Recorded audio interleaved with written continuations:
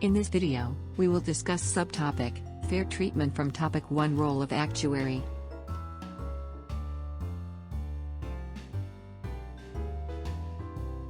Learning outcome. In this subtopic you will be able to explain the task of an actuary, describe the areas involving actuarial knowledge, know how to apply basic actuarial knowledge.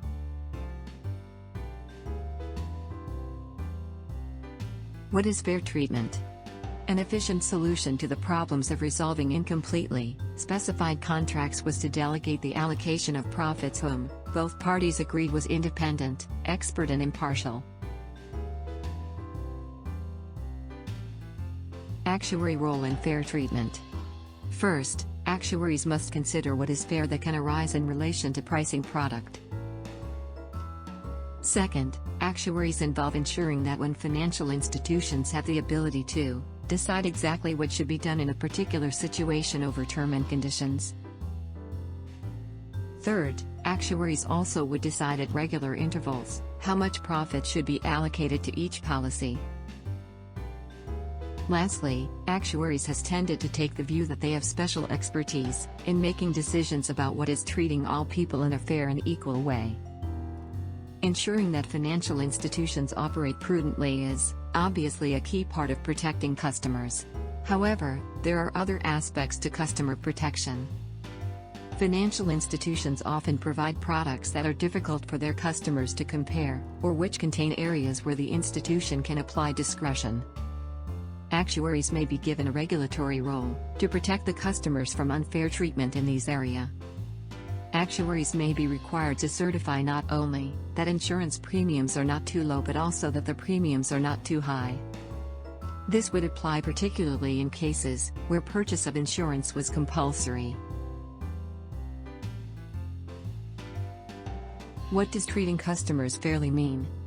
Firms and their directors and managers face censure and disciplinary action if they fail to treat their customers fairly, so it would be as well to have a clear idea of what the concept means. Seeks to define what treating customers fairly means, to identify examples of unfairness in financial services. Unfortunately, anyone seeking a simple definition of fairness will be disappointed. Fairness include: first, disclosure, on a continuing basis, of material information. Second, honesty, openness and transparency. Third, treating like situations alike and vice versa.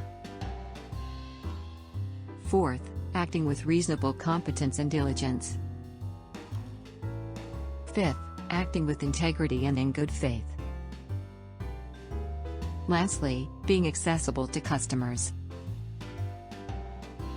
However, this is not regarded as an exclusive checklist. Fairness is a flexible, dynamic and time-sensitive concept.